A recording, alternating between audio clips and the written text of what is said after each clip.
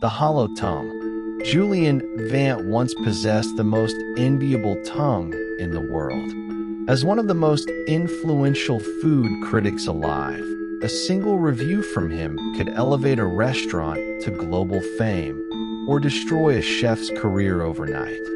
But extreme indulgence breeds extreme desolation. After tasting Italy's rarest white truffles, air-flown bluefin tuna belly, and countless forbidden wild delicacies, Julian found himself slipping into a terrifying numbness.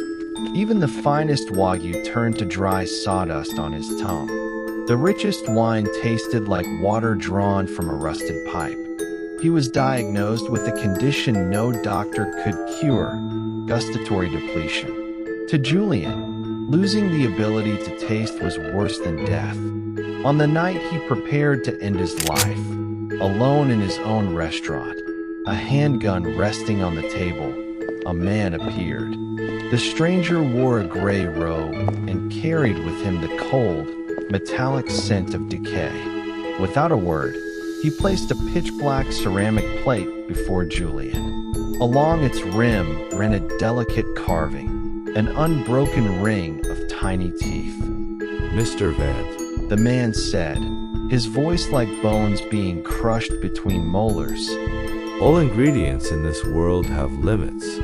They carry matter, but no soul. What you lack is not flavor.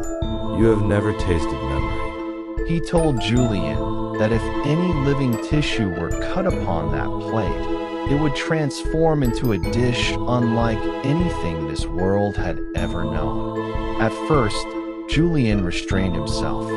He purchased a young deer from a nearby farm and cut out its heart upon the black plate. In that instant, the heart transformed, becoming a shimmering dish that glowed like polished ruby. When Julian tasted it, he didn't just taste meat. He tasted the forest at dawn, the rush of wind as the fawn ran, and the sharp, burning spice of despair that erupted at the moment of death.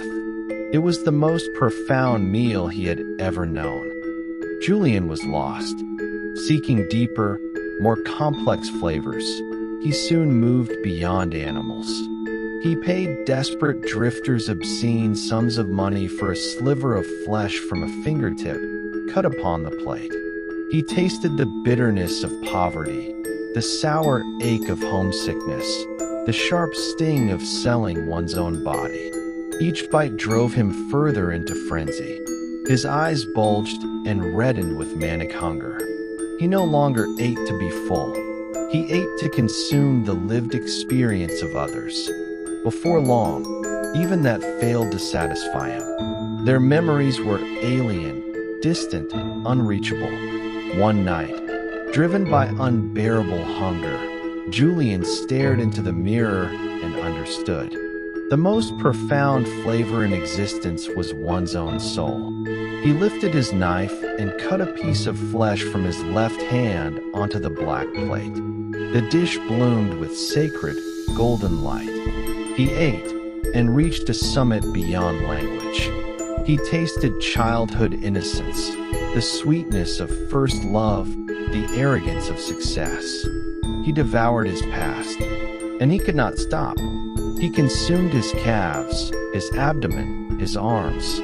With every piece he ate, he did not weaken. His senses sharpened. His hunger multiplied, as though countless mouths had grown inside his stomach, gnawing at his organs. When the gray-robed man visited him for the final time, Julian was little more than an empty shell. Most of his body was gone, everything but his organs, his head, and his right hand. He lay twisted on the ornate dining table, clutching his knife. Mr. Vant, the man asked gently. Has the banquet ended? Hungry, Julian croaked. I'm so hungry.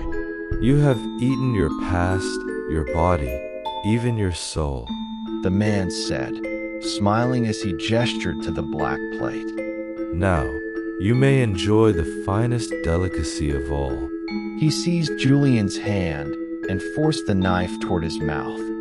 Slowly, Carefully, at the edge of the black plate, the man cut away Julian's tongue, the tongue that had tasted countless lives and memories.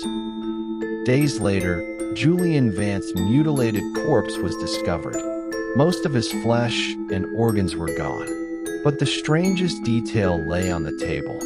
Inside the black ceramic plate, a severed tongue still twitched faintly, and anyone who entered the room felt an overwhelming hunger rise in their gut. They would stare at the tongue, throats working, swallowing again and again.